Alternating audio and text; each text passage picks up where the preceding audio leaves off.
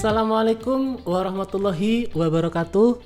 Halo Sobat Pembelajar, berjumpa kembali dengan saya Dwi Langgeng Santoso, masih bersama dengan narasumber yang sama, yaitu Bapak Suwardi dari Pusdiklat Pajak.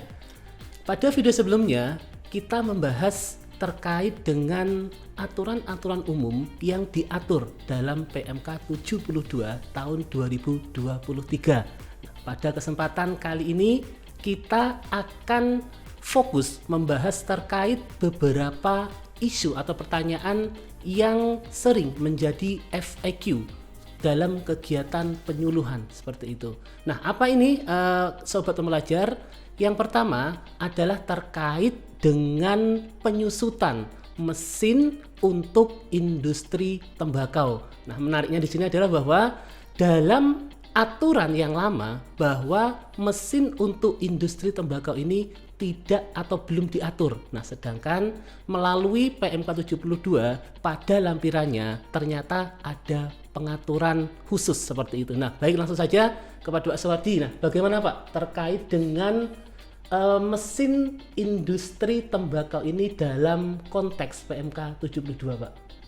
Baik, Mas Langgeng. Sobat pembelajar semuanya, ya. Nah, terkait dengan PMK 72 ini diatur atas penyempurnaan atau pembaharuan dari PMK sebelumnya. Ya. Sebelumnya ada PMK 96, PMK 248. Nah, dulu ya para pelaku industri tembakau ya atau rokok ini menyusutkan aset tetapnya menggunakan kelompok 3 ya. Tapi juga dia diberikan pilihan, Mas Langgeng, ya. Bisa menyusutkan sesuai dengan masa manfaatnya ya. Nah, tentunya ini harus mengajukan permohonan kepada Direktur Jenderal Pajak. Nah, akhirnya apa? Karena ada perbedaan ya, orang menyusutkan sesuai dengan masing-masing, akhirnya terjadi satu hal yang membingungkan ya. Dan ini kadang menjadi satu sengketa akhirnya antara wajib pajak dengan fiskus, bahkan sampai ke pengadilan pajak ya. Ini tentunya harus segera diatasi supaya bisa memberikan kepastian hukum ya, sehingga tidak ada sengketa lagi harapannya di kemudian hari.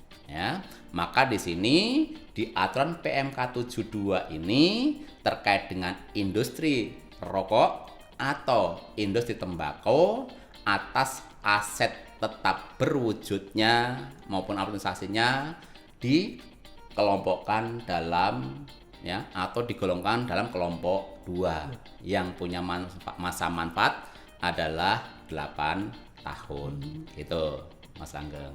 Jadi sekarang masuk ke kelompok 2. Berarti dalam tanda kutip wajib pajak sudah tidak diberikan opsi lagi tuh, Pak. Artinya tadi mesin ataupun tadi aset tetap tadi berarti ketika atas industri katakan tembakau berarti harus itu ya biasanya harus masuk dalam kelompok 2. Kelompok 2. Iya, betul sekali. Terkait dengan ini aturan yang baru ini Pak Suwardi ya.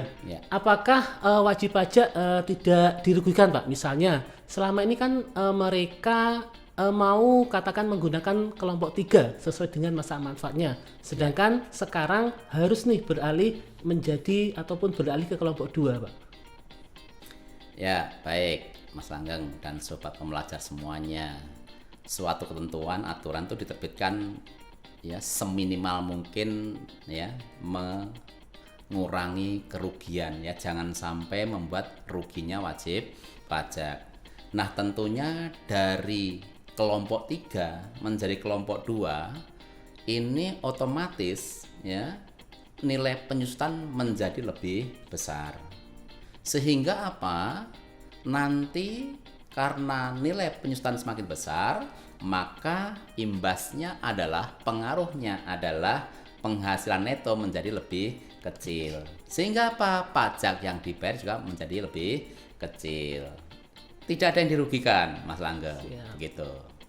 Baik, jelas banget Sobat Pembelajar ya. Terima kasih Pak Suwardi. Jadi Sobat Pembelajar, Melalui PMK 72 ini diatur bahwa sekarang ini untuk aset mesin yang menghasilkan atau memproduksi hasil olahan tembakau, misalnya seperti mesin rajang tembakau, mesin linting rokok dan sejenisnya, dalam industri pengolahan tembakau itu nanti masuk dalam kategori kelompok 2. Iya, betul sekali Mas Anggeng. Ini baik sobat belajar, demikian tadi FAQ pertama kita terkait dengan industri tembakau dalam PMK 72 tahun 2023.